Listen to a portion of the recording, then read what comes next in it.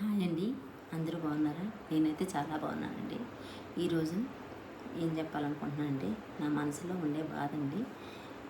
ఒక్కొక్కరు ఎట్లా మోసం చేస్తున్నారంటే పాపం మా ఆయన ఏదైనా పని చేసాడంటే ఒకరికి న్యాయం చేయాలనుకుంటాడు, అవసరానికి మించి సాయం చేయాలనుకుంటాడు. కాకపోతే చేసి బుక్ అయిపోతాడు అనమాట. అలా ఆయన సాయం అంటే అలా అవకాశంగా తెచ్చుకుంటాడు. ఈయన మరీ అడగలేకపోతున్నాడు. ఒక వేస్ట్ బాడుకోవకైతే 3 లక్షలు ఇచ్చి వాడు ఎట్లంటే నమ్మించి మోసం చేశాడు. తడిగుడ్డతో గుంతులు కోసే రకం అనమాట. ఆ రకంగా మేము చాలా మోసపోయినాము. మోసపోయి ఈరోజు మేము ఆ పైసలు మేమేమంటే ఆమె మోసం చేసి రాలే మోసం చేశారు అన్నట్టు మాట్లాడుతున్నారు. మేము ప్రతిదీ కూడా గౌరవం తీసుకుంటామంటే ఈరోజు మమ్మల్ని మోసం చేశారు. మిమ్మల్ని చాలా బాధపడతాము. కానీ అడిగితే ఫోన్ ఎత్తరు. ఎత్తి కూడా సమాధానం చెప్పి ఇస్తామ్మా అని ఇప్పుడు ఒక 3 సంవత్సరాలు అయిపోయింది, ఇంతవరకు ఇవ్వలేదు సరి కదా. మళ్ళీ వీళ్ళతో వాళ్ళే మోసం చేశారు, వాళ్ళే మాకు ఇవ్వాలి అని లేనిపోయిన చెడు మాట్లాడుతున్నారు. వాళ్ళకి 2 పిల్లలు ఉన్నారండి. ఎంతకింత అనుభవిస్తారు, ఎంత నాశనం అవుతారు. మా పైసా ప్రతి రూపాయి కష్టం చేసుకున్న పైసా అంటే ప్రతి రూపాయి మీ నిద్ర లేని రాత్రులు గడిపి రూపాయి కూడబెట్టుకొని అందరికి ఇచ్చుకుంటున్నాం అనమాట. అలాంటిది మా ఆయన్ని నన్ను ఎంతగానో మోసం చేసి వాళ్ళు ఎంత బాగుపడతారు చూడండి. ఈ రకంగా నా బాధ ఇలా చెప్పుకుంటున్నాను, ఏమనుకోవద్దండి. ఎందుకంటే ఇలాంటి వాళ్ళు కూడా ఉంటారన్నట్టు చెప్తానండి. కానీ వాళ్ళు ఏంటంటే బయటికి కనిపించినంత మంచోళ్ళు అయితే కాదండి. నేను అలా అనుకున్నాను. వాళ్ళు ఎంతగానో నమ్మాను, చాలా మంచోళ్ళు, పెట్టు ఇవన్నీ నేనే చెప్పాను.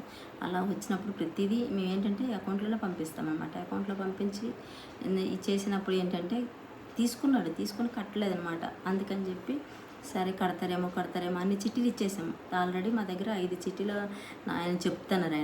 ఆయన లేని ప్రూఫ్లు ఉన్నట్టయితే ఇన్ని రోజులు రాకుండా ఉంటాడండి. అబద్ధాలు కాదు ఇవి. ప్రూఫ్లు ఉన్నాడైతే ఇన్ని రోజులు రాకుండా ఉండడు.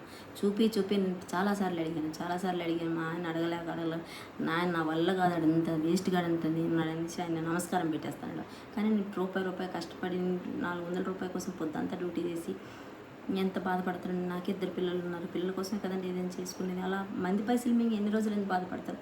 అలా మేము ప్రతి రూపాయి కూడా ఒకరికైతే వాళ్ళ ఆయన పక్షవాతం వచ్చిందని చెప్పి మా ఫ్రెండ్స్ అందరం కలిపి ఆమె అంటే ప్రతి రూపాయి ఇస్తే అలా ఆయనకు ఒక పక్షవాతం సడన్గా పడిపోయాం. మనిషి 500 అండి. అలా 7,500 జమ చేసామండి. అవి తీసుకెళ్ళి ఒక అతనికి ఇస్తే నేను పంపిస్తానని ఇప్పటికీ అతనికి పక్షవాతం వచ్చి 7-8 సంవత్సరాలు అవుతుంది. ఈ రోజు వరకు కూడా అతనే మాకు ఎవరైతే 3 లక్షలు మోసం చేశారో ఆ పర్సనే ఇప్పుడు 7,500 కూడా ఇస్తానే కాడే ఉన్నాడు తప్ప 8 సంవత్సరాల నుంచి ఆయనకి ఇవ్వలేదు. నాకు 3 సంవత్సరాలు నాకు ఇవ్వలేదు. ఇంకా మనిషిని ఎలా అంటే అనుకుంటాం.